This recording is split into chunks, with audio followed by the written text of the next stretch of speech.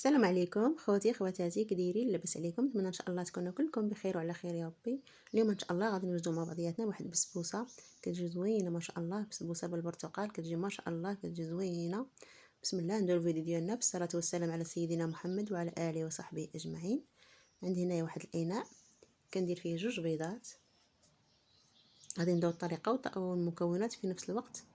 عندي جوج بيضات كيف ما قلت لكم، نص كاس ديال السكر،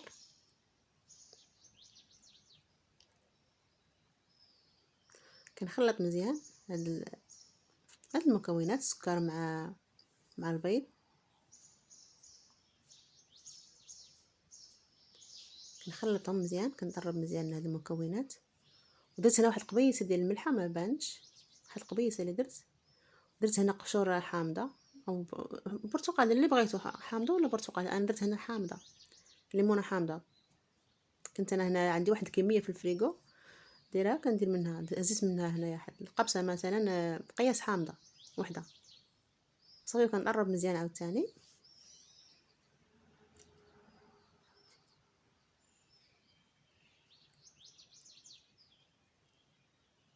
غادي نضيف نص كاس ديال الزيت، العبار بنفس الكاس، كاس ديال العنبه.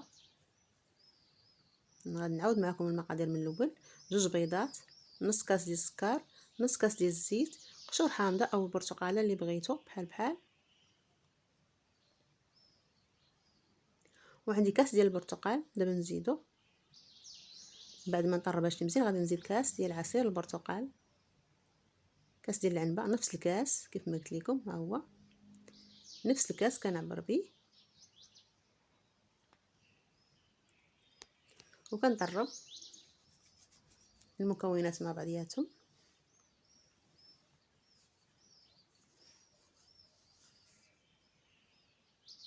هاد البسبوسه راه كتجي زوينه ما شاء الله، كتجي معلكه كيف ما قلت لكم. هذاك المكون اللي كنزيدو ليها كيجي زوينه بزاف ما شاء الله.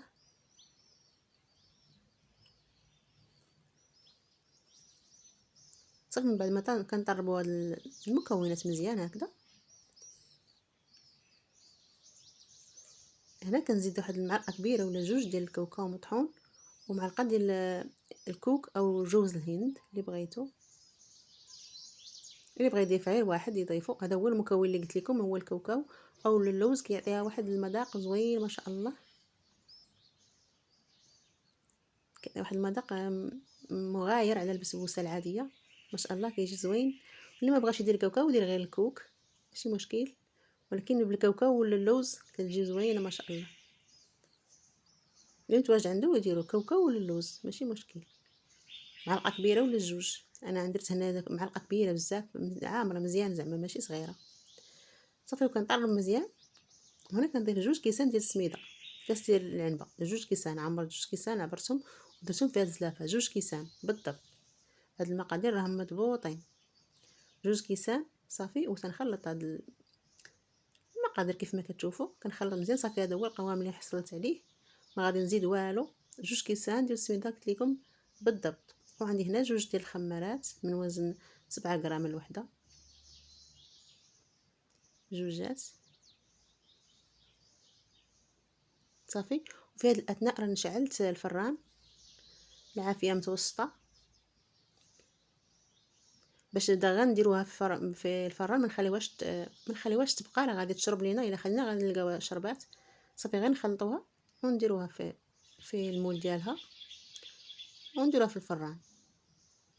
الا جاب الله البنات المبتدئات ولا شي حاجه، جاب الله زادوا السميده وجاتهم شويه قاصحه، يزيدوا شويه ديال عصير البرتقال ماشي مشكل. يزيدوا شويه ديال عصير البرتقال، يزيدوا شويه تيحصلوا على القوام اللي بحال هكا.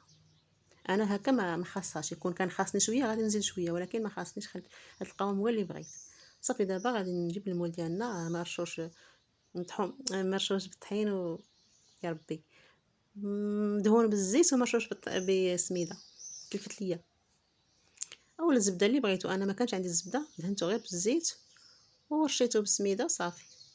صافي غادي نفرغ فيه الخليط كيف ما كتشوفوا صافي. غادي نديرو في الفران ان شاء الله كيف ما قلت لكم، راني شعلته باش ما نخليوش البسبوسه ديالنا تشرب لينا صافي. غادي نديرو في الفران وغنخليه يطيب.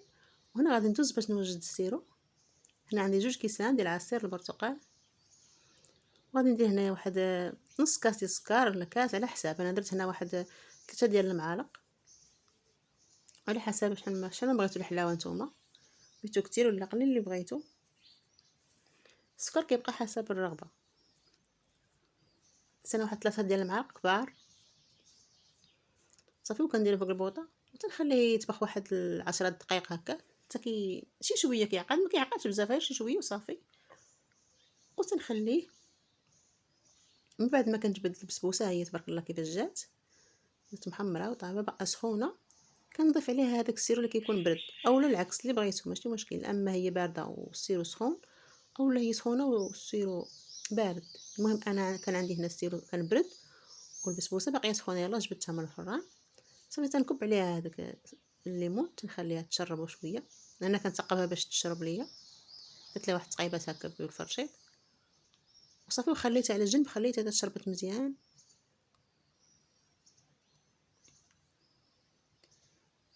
انا راه بقيت كنضيف شويه بشويه الليمون تشربته مزيان. كيف ما قلت لكم خليتها على جنب وخليتها شربت على راحتها وبردات.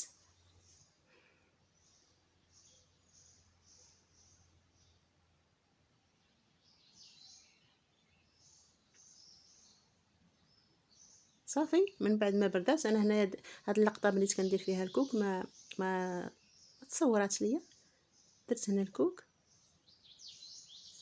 في الجناب ودرت الكاوكاو مهرمش في الوسط، وكيبقى تزيين حسب الرغبه اللي بغيتو، كيف ما بغيتو ديرو ماشي مشكل. زين كيبقى كل واحد واللي بغا يدير كيف ما بغا يدير.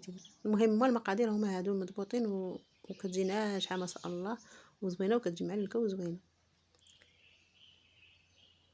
صافي هو هذا، هي هذه البسبوسه ديالتنا ما شاء الله، راه كتجي زوينه ومعلكه. نتمنى تعجبكم وتجربوها. شوف ما شاء الله كيفاش كتجي، راه كتجي زوينه ما شاء الله. كيف ما قلت لكم الزين تيبقى حسب الرغبه، اللي ما بغاش يدير الكوك او جوز الهند ما يديروش، دير غير الكاوكاو مهرمش، ولا ما بغاش يدير الكاوكاو يدير غير الكوك ماشي مشكل. انا درتهم بجوج حيتاش هما كاين عندنا الداخل بجوج، يعني درناهم من الفوق بجوج باش زعما راه عندنا كاينين الداخل بجوج المكونات بجوج. وكيبقى هذا داكشي حسب الاختيار، اللي بغى شي حاجه كيديرها. ما كنتقيدوش بواحد الحاجه ضروري نديروها. زين دائما كيف ما تنقول لكم دائما تيبقى حسب اللي عندنا. المهم هو المكونات وطريقه التحضير. شوفوا ما شاء الله كيفاش كتجي. هنا قطعت معكم واحد طريف، شوفوا ما شاء الله كتجي زوينه ومعلكه ما شاء الله، كتجي زوينه. نتوما شوفوا كيفاش كتجي. اما المذاق ما شاء الله ما نقول لكمش، مذاق يا سلام. صافي هي هذه البسبوسه ديالنا، ونتمنى تعجبكم، ونتمنى تجربوها، ولا جربتوها عجباتكم ما تنساونيش من لايك وتعليق زوين والاشتراك مع احبابكم واصحابكم الى عجبتكم. وشكرا لكم بزاف. الى اللقاء، الى فيديو قادم ان شاء الله يا ربي.